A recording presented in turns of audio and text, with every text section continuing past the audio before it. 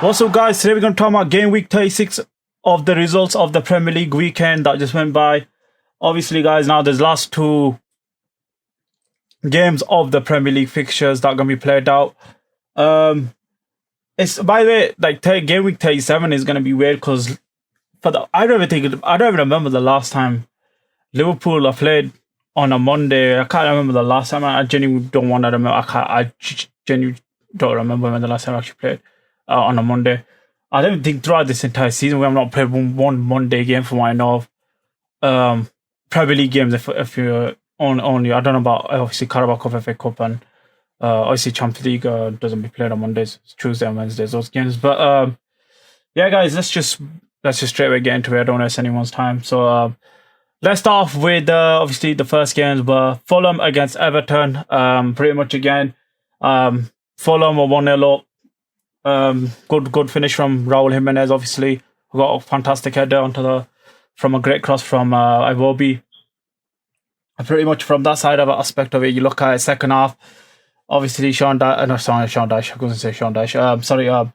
Moyes obviously probably would have bollocked them and then just turned up in the second half and just got 3 goals, and that's pretty much it. I'm not going to talk about this game. Nothing much importance from behind, and nothing that's just come from this game that is much importance. It's just that it's good for the Everton fans who are away just to celebrate for their team and stuff like that. Yeah, so nothing much to say from that aspect. Fulham are not getting European spot, and Everton has survived relegation, so both their teams have got no objectives in this season. Ipswich against Brentford. Obviously, Brentford. I think Brentford actually can qualify for a European spot. So for them, this was actually a good win. 1-0, kind of surprising, especially with how Brentford's attacking aspect of their team is brilliant. But pretty much again, there's nothing much to say on that side. Fair play to Brentford. Again, nothing we should say again on this game. It's just a simple 1-0 win for them. And yeah, Ipswich, my opinion, then I'm not going to talk much about them. They just relegate, simple as that. Southampton against Man City. Man City are shit this season. I'm sorry. If you can't be this shit Southampton team, I think genuinely there has to be question marks about your team. Obviously, I saw Southampton taking piss out of Ruben Diaz. I was on a TikTok. I don't have TikTok. Yeah, I saw like the video and stuff. They were taking piss out of him, and I started laughing. I did start laughing when they did it. Started playing some funny music in the background. That's the only probably big talking matter of this, the flicking to this game, because I think everything else, obviously, Southampton are just barring shit out Man City, but because they're relegated, I don't think they give a shit right now. They actually have beaten Derby County for not being the worst team in Premier League history. So that's celebration from this game. Man City, disappointed for them. Obviously, the big talking point was Erling Haaland coming back, and that's a big player to come back. Obviously, one of Manchester City's best players coming back, especially before the FA Cup game, which I will be covering. I'm looking forward to that game because I think Crystal Palace can do something, and I want Crystal Palace to win it'll be sick just to see wicked. It'll just be wicked to see Crystal Palace win something. I don't know actually when the last time they won something that's like a trophy that's this big basically. But yeah, that'll be something sick. But yeah, apart from that, Man City disappointing for them, and the top 5 race, not a good result for them. Wolves against Brighton. Again, I'm not going to talk much about this game. Wolves missed a lot of chances. Matheus Cunha, obviously, who messed up on the second goal or the first goal, I can't remember. It was a bit of a really, really, really uncomfortable moment from him. And then obviously the first goal came from his mistake, but back towards the player, and then obviously the player tackled him and they scored the goal. My opinions on Matheus Cunha. I think he goes to Man United. I think Man United will ruin him. I think he's actually a decent player. But apart from that, fair play to Brian. Like I said, the home team, doesn't matter what home team it is, got to win or get at least a point on Wolves' aspect of the game. not pretty good. But I got to give massive credit to the Wolves manager. I don't know what his name is. I should know what his name is. But he's done a fantastic job. No one hasn't talked about this. As soon as he's come in, he has done a fantastic job. I don't know, like, obviously, from one of he won manager of the month. Fairly deserved it. But fair credit to him. I won't be surprised he's Portuguese because they love hiring Portuguese players and Portuguese managers. So fair play. Whoever the recruitment team is, whoever the scouting team is, whoever the board members are, just fair play to him. Whoever got this manager, because he's done a good job. Obviously, next season it's gonna be more eyes on him for Wolves fans and I see journalists and whoever the pundits are and stuff like that. So, but yeah, fair credit to him. I just had to give a shout out to him because he's done a fantastic job in terms of the points that he's gained and all those things aside from that. So yeah, fair play to the Wolves manager for doing that. But obviously in this game, not a good result for them. Aston Villa against Bournemouth. I can't lie to you. Unai Emery was obviously bottling it. Lost the FA Cup, lost the Champions League. Always has a bit of a bottling stuff about him in his past. And towards the end, Unai Emery doesn't do well for some reason. I don't know what it is. It's just towards the end. But listen, Bournemouth away, not an easy game. Not an actual easy game. Iola, you know how much I rate him, guys. I think he's a good manager, especially what Bournemouth's budget is and the recruitment and all those things. I rate him. Obviously, Dean Howson looks like he's on his way to Liverpool or Chelsea. Either them two teams. Kirkhead again, Liverpool linked again. Semenyo, obviously, got to see what happens with these players. But right now, fantastic win for Aston Villa. Obviously, they've been kind of being the dark horse in this top 5 race. They come out of nowhere. They're surprisingly close in the top 5. And I said it, guys. I think the title race was done in February. I said it in February or January. I can't remember when I said for me, Liverpool won the title already. And I said the top 5, the top 4. Obviously, at the time, top 4, top 5. Now it's top 5. The top 5 race is looking better as we talk. As in right now, it's probably the best thing about the Premier League right now, which is sad to say. Can't lie, but as a Liverpool fan, I don't give a shit. We won the league, that's why, so I don't give a crap. But yeah, this top 5 race is looking wicked as we're talking right now. We got Chelsea, you got Aston Villa, you got Newcastle, Manchester City, even potentially Arsenal, which I'll get into later on. But even Arsenal, and I think I said Newcastle already. So yeah, so there's loads of teams. There's like 6 teams that are involved in this top 5 race. So it's looking good in that aspect, at least towards the end of the season, towards like neutrals and people's just teams. Liverpool fans, I think they obviously won't care right now. But yeah, for the neutral point of view, it's looking good for that aspect at least. Newcastle against Chelsea. Obviously, this was a 12 o'clock kickoff. What a flicking... Oh my days, man. This would have been a really crap time to travel for Chelsea fans and stuff. And it would have been a really bad time.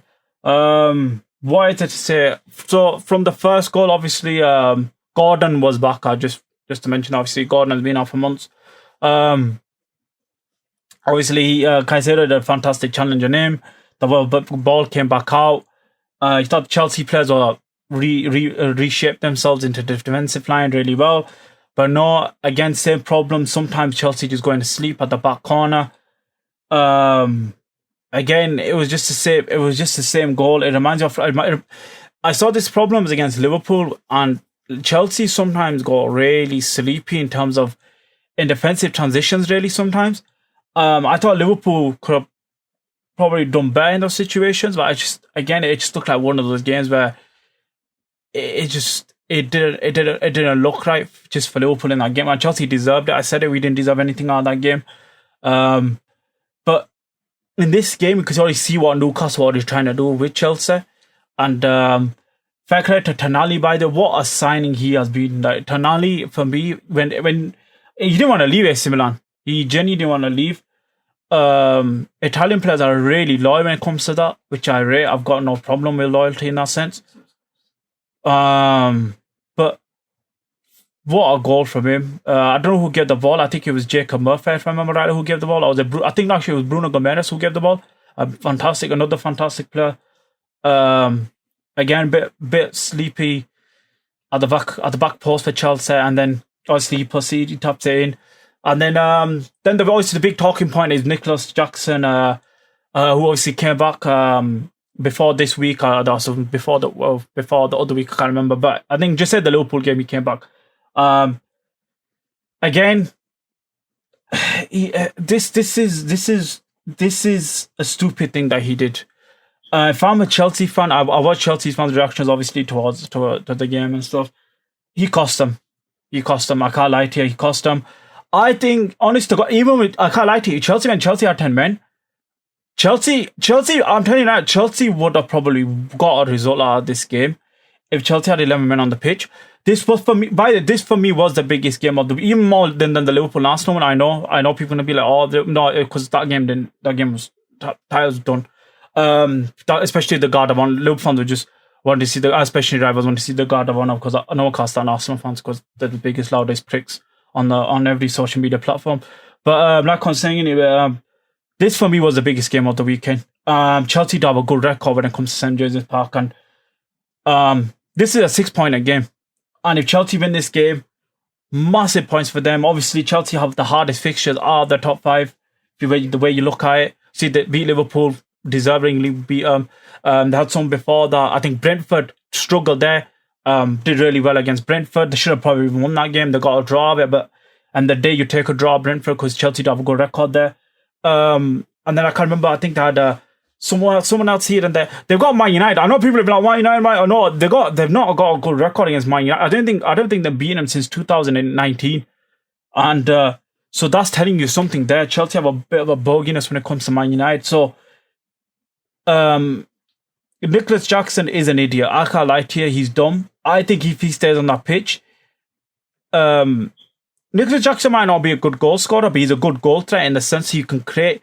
This is what I mean. This is why, like, I think people compare him like to likes of like Darwin Núñez. No, he's better than Darwin Núñez and even that shitty Højlund and all these lot and Xerxes. Because the fact is, Jackson is intelligent in terms of his central awareness. Like, he can play the ball out really well. He creates for the wingers and stuff. So he's really good at that, and his hold-up play is pretty decent. So he's got that aspect of him. But for me, he is the main reason why Chelsea didn't get a result out there. Didn't get a point. Because for me, I watched the highlights. I watched the extended highlights, actually. So Chelsea could have probably got a result out of this game because they look like they were playing well even with 10 men. So, yeah, Newcastle, obviously, for the aspect of how they look at, this is like 6 points to them.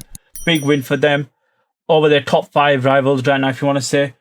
Massive credit goes to Newcastle. Obviously, the second goal, Bruno Gomes, just shot outside the box, a bit of deflection on I think it was Levi Caldwell, I can't remember, or was it Reece James?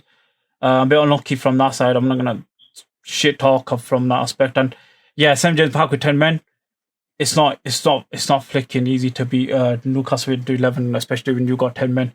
But yeah, fair play to Newcastle. Chelsea, massive game against Manchester United. I'm actually looking really forward to that game on Friday. So yeah, we'll be covering that one. So yeah, that's pretty much it from that side of this game now. Man United against West Ham, I'm not going to talk much about this game. Man United just shit, as simple as that. I don't know how they have reached the Europe. By the people saying the Premier League shit, what does that tell you about the Europa League? Whether your teams got dropped down. Yeah, like, I don't even know how Man United reached a Europa League final. Them on Tottenham, freaking 16th place or 50th, I don't even know. They're just shit. Both teams are shit. But yeah, West Ham, I think they've beaten them since 2006. Obviously, the infamous moment with Carlos Tevez when he scored against them. I think it was actually the same score. I think it was 2-0. So yeah, fair play to West Ham. Gerard Boyd, thank you, Gerard Boyd, because especially what he did to Arsenal fans this season and what he did for Liverpool. Thank you. That's pretty much it. Nothing much to say. And yeah, fair play to West Ham and Man United. Man United could just keep celebrating Liverpool's results in the day. We got that 20th league title. Keep holding that, keep crying, and keep talking about your ad revenue and all this other stupid shit. Say why you're the biggest club, you're the biggest joke, man. You're pussies in this league. Even when Liverpool was shit, I'm not even joking. We've never been this low. I can't stand that club. I can't stand their fan base. The most delusional fan base in Man United. With Arsenal's fan base. Like, you know, it reminds of those that meme that goes on where there's two retards fighting in a park. That's what it reminds me. If you see the meme, just write the two clown meme in the park. That's actually Tottenham and Arsenal and Man United fans.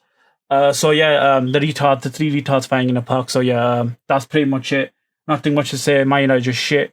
And your manager, honest to God, if Tottenham beat them in the final, and by the way, I will be covering that game. I can't wait. Even the Chelsea game.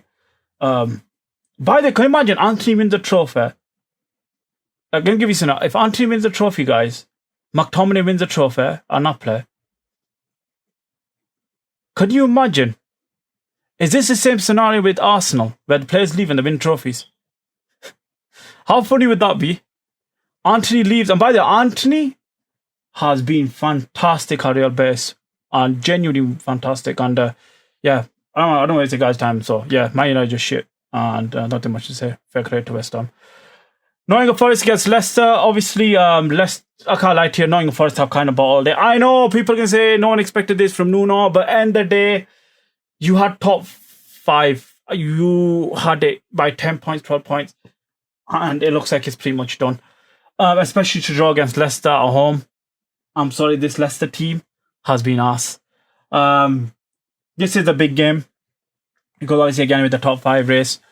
Nothing much to say again. It's again, drop points, not a good scenario for them. You look at it, they probably would have been, I think, ahead of Chelsea when Chelsea lost. Although you look at all things, but you can't. This is why even Tyrus when I was saying you can't keep relying, you can't keep looking at the team, be like, oh, I need to wait for them to drop points. No, you have to be in that position to be yourself, to make yourself comfortable. You can't keep relying on teams to drop points. You have to gain the points. And that's why I always say in football, like I've seen it in Man City. That's why I got PTSD with Man City. And Liverpool fans always saying, oh, this and that. No. Trust me, it's flicking annoying team of the team not to drop points. And this is a case like that.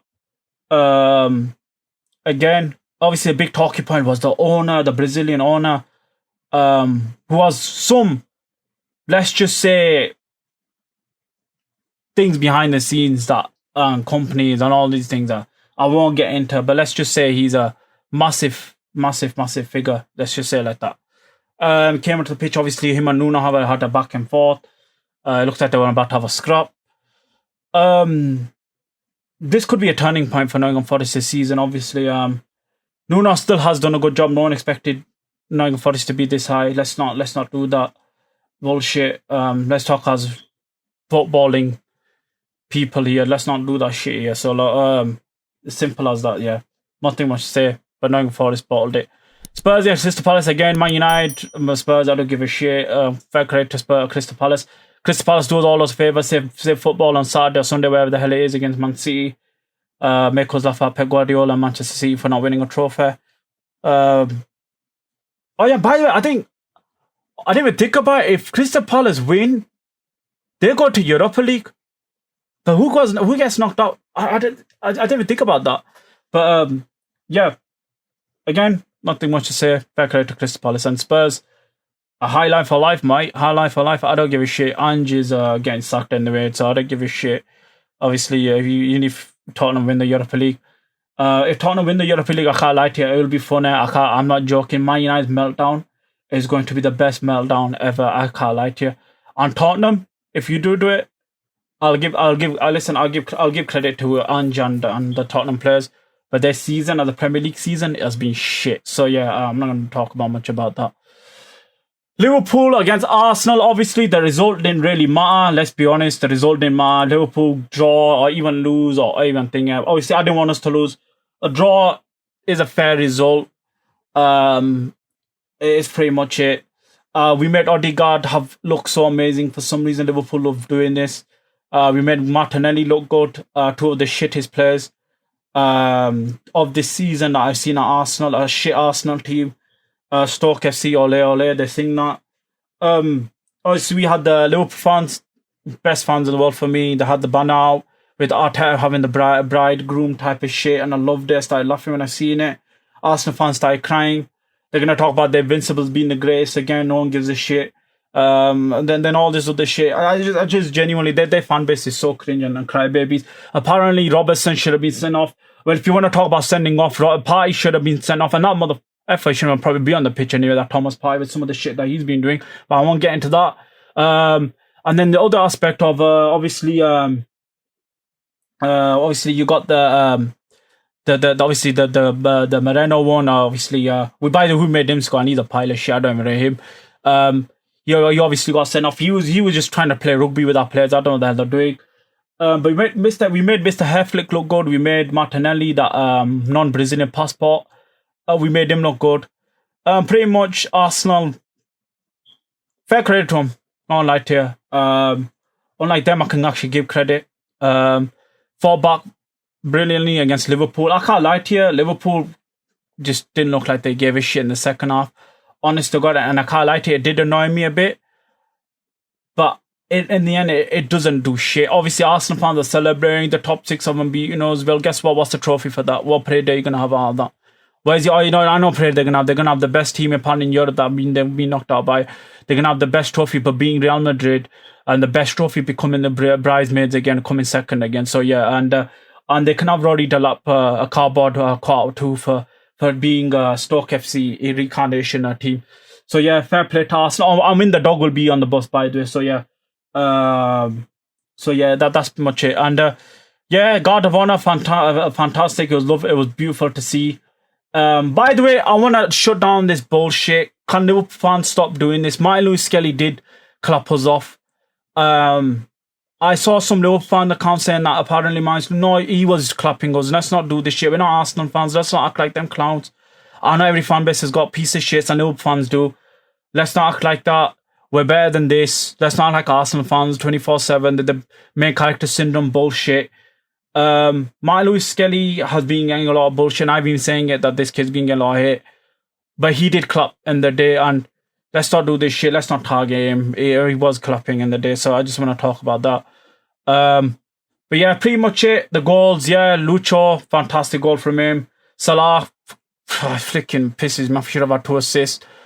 Yeah, again, tell guys by the tournament, I don't give a shit. I'll be honest. I'm just looking forward to Crystal Palace's game and lifting that league title. Yeah, that's pretty much it. Look forward, obviously, to the Europa League final, Conference final, and whenever the Champions League final is actually. I think it's actually after the Premier League finishes. Obviously, not in the same week as in next week. So yeah, guys, I'm going to wrap up from there. Share the video out there. Share it to you. Share it to anyone. Share it to the baby. Share it to your sister. Share it to your uncle. I don't care. Share it to just share it to anyone. Just obviously liking the video too just helps with the YouTube algorithm. Just get it out there. Also, obviously, hit the bell notification. Stay notified for any upcoming videos. And it will be busy, guys. The actual videos will be probably coming out. Will be busy. And by the way, guys, yes, there will be a gaming video coming out in this month. I've already thought of it. It'll be another gaming video coming out. Like I said, I will be planning to release gaming videos out once a month. Obviously, if I don't release it, there's the reason why I won't be releasing it. But there will be a gaming video coming out, and I'll just tell you, it's about EFC again, and just it's not the current state of the game again because I've done that so many times, and I don't use that title again. But it's about the recent shit that's been happening with the what the hell, the rewards. That's it. I was having a brain fart. The rewards and stuff. Yeah, guys, like I always say to end off my video with stay active, stay hungry, and God bless.